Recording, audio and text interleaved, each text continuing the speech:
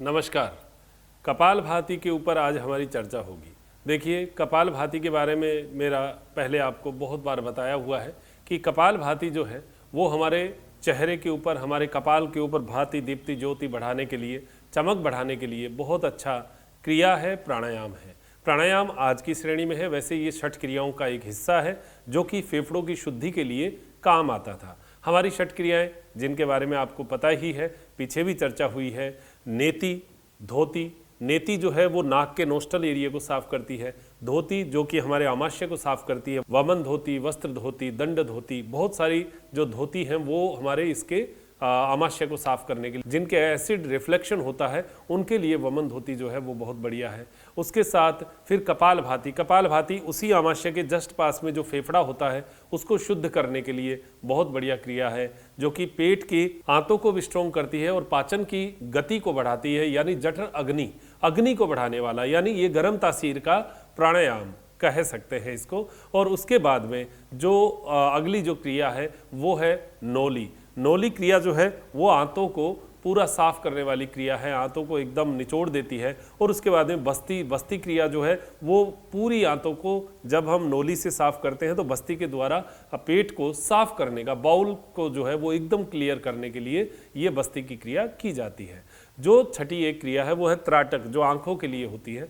ये ऋषि मुनि जब भी यज्ञ तपस्या में बैठते थे तो फिर इन क्रियाओं को करके बैठते थे जिससे शरीर की शुद्धि बनी रहे। तो ये शुद्धि का एक प्राणायाम है, एक क्रिया है जिसको कहते हैं कपालभाति।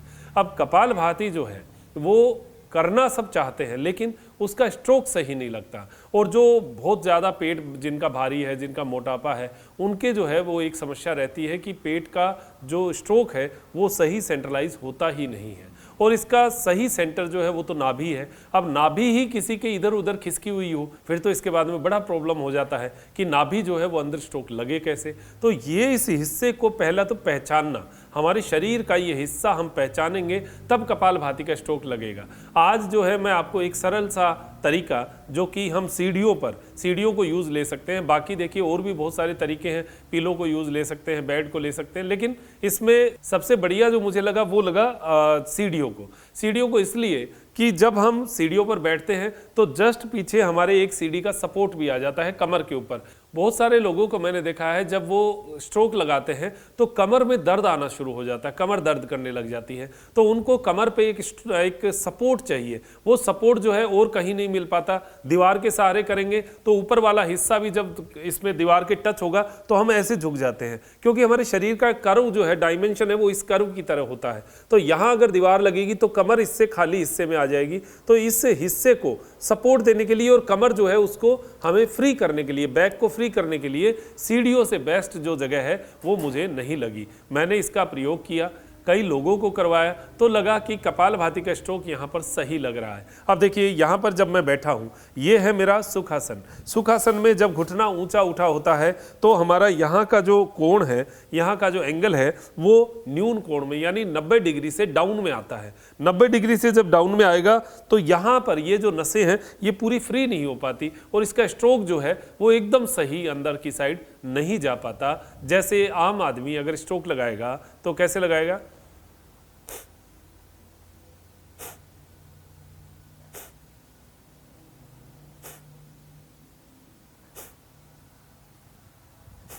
अब हम आगे झुके हुए हैं थोड़े से और ये पैर जो है ये झुका हुआ है ऊपर की ओर। तो ये स्ट्रोक जो है बहुत अच्छी एक्सपर्टाइज से करें तो हो जाता है, लेकिन नए व्यक्तियों के लिए ये स्ट्रोक लगाना बहुत मुश्किल होता है। नाभि का हिस्सा भी पहचानना मुश्किल होता है। तो इसका एक सरल सा उपाय जो मैंने सोचा वो ये है कि हम ये जो सीढ़ियाँ हैं इन सीढ़ियों के ऊपर ऐसे बैठ जाएं। आप देखिए अब क्या हुआ, इसमें अंतर क्या आया है वो आप देखिएगा। जो हमारा कमर है वो पीछे बैक जो है, जो हमारा लंबर एरिया है, लंबर एरिया के ऊपर ही दर्द आता है। जब भी कोई कपालभाति करता है तो या तो इस लंबर एरिया पे दर्द आता है या इससे थोड़ा सा ऊपर, ये कमर का हिस्सा, ये जो पीछे का हिस्सा है यहाँ पर दर्द आता है। तो इससे नीचे की मसल्स को अगर सपोर्ट मिल जाए, इस सीढ़ी से, ऊपर वाली सीढ़ी से सपोर्ट मिल जाए तो हमारे जो ये दर्द है ये नहीं आएगा। हमें एक सपोर्ट मिलेगा तो नाभि को स्ट्रोक करने में भी मजा आएगा। और दूसरी बात, कमर जो है वो पीछे चली गई, पीछे गई तो कमर सीधी हो गई, सीधी हो गई तो स्ट्रोक लगाने में भी बहुत बढ़िया रहेगा। यहाँ पर इस एंगल की बात करें तो ये एंगल जो है ये हमारा जो न्यून कोण यानी 90 डिग्री से अंदर का कोण बन रहा था, ये अब अधिक कोण में आ गया, यानी 90 डिग्री से ऊपर में आ गया, ये बड़ा एंगल बन जाएगा। और यहाँ पर जो है ये पैर फ्री हो जाएंगे, तो यहाँ की जो मसल्स हैं, नीचे की मसल्स हैं, ये भी इससे फ्री हो जाती हैं। और जब हम नाभि को अंदर स्ट्रोक करते हैं तो अच्छा स्ट्रोक जो है वो लग जाता है। जिनका पेट भारी भी है, वजन जैसे पेट का घेरा ज़्यादा है, तो वो पेट का घेरा जो है वो यहाँ पर फ्री हो जाएगा। फ्री होगा तो ये नाभि को पहचानने में उनको बहुत आसानी हो जाएगी और नाभि का स्ट्रोक जो है वो सही लगेगा। कैसे करना है देखिए, मुद्राएं तो कुछ भी लगा लीजिए। आज मेरे थोड़ी अंगुली में जो है वो लगी हुई है, इसलिए ये मुद्रा जो है थोड़ा हल्का लगा रहा हूँ। बाकी आप ज्ञान मुद्रा लगा लीजिए या वायु मुद्रा लगा लीजिए या फिर आप अपान मुद्रा लगा लीजिए। कोई भी मुद्रा जो है वो मुद्रा में आप लगाइएगा। ये अंगुलियों को ऐसे आप रख लीजिए। अब ये मुद्रा अगर लगाएं तो ठीक है, वरना हाथ को यहाँ पर भी ऐसे भी रख सकते हैं और नाभि को अंदर स्ट्रोक कर सकते हैं। कैसे करेंगे?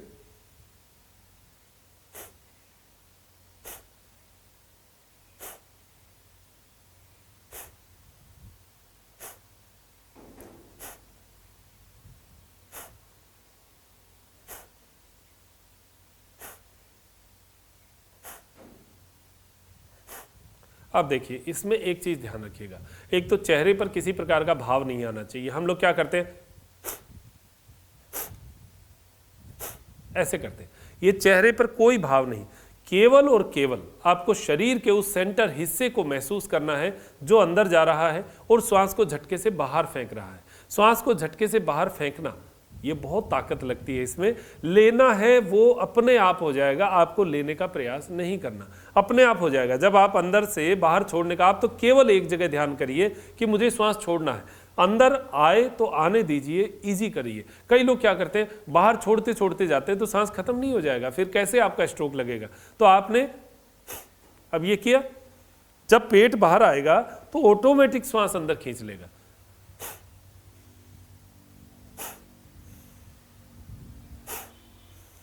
लेने में कोई प्रयास नहीं। जब पेट जो अपना वैक्यूम बनाएगा, उस वैक्यूम से पेट बाहर आते ही अपने आप श्वास अंदर खींच लेगा। तो ये तो पहले स्टेप पे आप समझ जाइए। दूसरा जो है वो, हम जब झटके से श्वास को बाहर फेंकते हैं तो हम सोचते हैं कि हम पूरे शरीर की ताकत लगाएं। नहीं, आप पूरे शरीर की ताकत लगाएंगे तो आपसे वो स्ट्रोक नहीं लग पाएगा। अगर आपका चेस्ट और पूरा शरीर उसमें लग जाएगा तो आपका ये नाभि का स्ट्रोक नहीं बन पाएगा। तो अब इस स्थिति में जब आप बैठ गए ना, तो आपको इस सेंट्रलाइज हिस्से का पता चल जाएगा, आपको बहुत ईजी हो जाएगा। आप स्ट्रोक लगा के देखिएगा, इससे बहुत ईजी आपको महसूस होगा और नाभि जो है वो ऑटोमेटिक अंदर जानी शुरू हो जाएगी। जब आप 100 स्ट्रोक लगा लेते हैं तो 100 स्ट्रोक के बाद में आपके शरीर की गति अपने आप बन जाती है। हमें 100 स्ट्रोक तक बहुत जोर आता है, हमें लगता है स्ट्रोक लग नहीं रहा, टेढ़ा मेढ़ा लग रहा है, सही जा नहीं रहा, ऐसा बहुत सारी बातें महसूस होती है। लेकिन आप लगाते रहिए, लगाते रहिए। ये मैं शुरुआत करने वाले लोगों के लिए एक उपाय बता रहा हूं कि आप सीढ़ियों पर बैठकर स्ट्रोक लगाएंगे तो आपका बहुत आसानी से कपालभाति का स्ट्रोक लग जाएगा। जब आप एक्सपर्ट हो जाएं फिर आप अपने आसन में बैठिए, अपने आसन में लगाइएगा। ये केवल एक शुरुआती तरीका है जो कि आपके स्ट्रोक को लगाता है। बाकी कई लोग नियमित रूप से कपालभाति करते हैं और बीच में 2 महीने छोड़ देते हैं तो उनका भी स्ट्रोक लगना कम हो जाता है, बंद हो जाता है। तो आप फिर सीढ़ियों का उपयोग कीजिए। ये सीढ़ियाँ जो है ये हमारे कपालभाति में बहुत बड़ा सहयोग जो है हमें दे सकती है। आप प्रयास कीजिएगा। मैंने आपको कारण बता ही दिया, टेक्निकल कारण है इसका, इस वजह से हमें शुरू में कपालभाति नहीं लगता है। फिर उसके बाद में धीरे धीरे ये स्ट्रोक लगना शुरू हो जाएगा तो आप कपालभाति के एक्सपर्ट हो जाएंगे। गर्म तासीर का प्राणायाम है, ध्यान रखिएगा। इससे पहले क्या करना है, भस्त्रिका प्राणायाम कर लीजिए या लंबी सांस, डीप ब्रीदिंग, ये सब कर लीजिए, ओम का जाप कर लीजिए, फिर कपालभाति कीजिए। साथ में इसके बाद में क्या करना है, ये विशेष बात है, कपालभाति करके बाद में अनुलोम विलोम जरूर करना है। कई लोग आधा घंटा कपालभाति कर लेते हैं लेकिन अनुलोम विलोम 10 मिनट ही करते हैं तो उनके तासीर गर्म हो जाएगी। शरीर की तासीर गर्मी होती है और उससे जो है, इसीलिए तो वजन कम होता है। कपालभाति करते वजन कम होता है, क्यों? क्योंकि शरीर की थुलथुल जो हमारी हिस्सा है शरीर का, उसको वो काटता है, गर्मी से काटता है। तो उस गर्मी को भी संयमित रखना जरूरी है। उसके लिए हमें अनुलोम विलोम प्राणायाम करना बहुत जरूरी है। तो कपालभाति एक आंधी है और अनुलोम विलोम एक बारिश है जो उस आंधी को शांत करती है। तो आप आधा घंटा कपालभाति करते हैं, लगातार आधा घंटा मत करिएगा, 10-10 मिनट का स्ट्रोक कर लीजिए, 5-5 मिनट के स्ट्रोक कर लीजिए। अपनी क्षमता, अपना शरीर देखकर, बीपी को देखकर, हार्ट की प्रॉब्लम को देखकर आप उसी हिसाब से करिए। 2 सेकंड में एक स्ट्रोक लगा लीजिए अगर हार्ट के पेशेंट है, बीपी के पेशेंट है, हाई बीपी के पेशेंट है। अगर आप सामान्य है तो 1 सेकंड में एक स्ट्रोक भी ठीक है।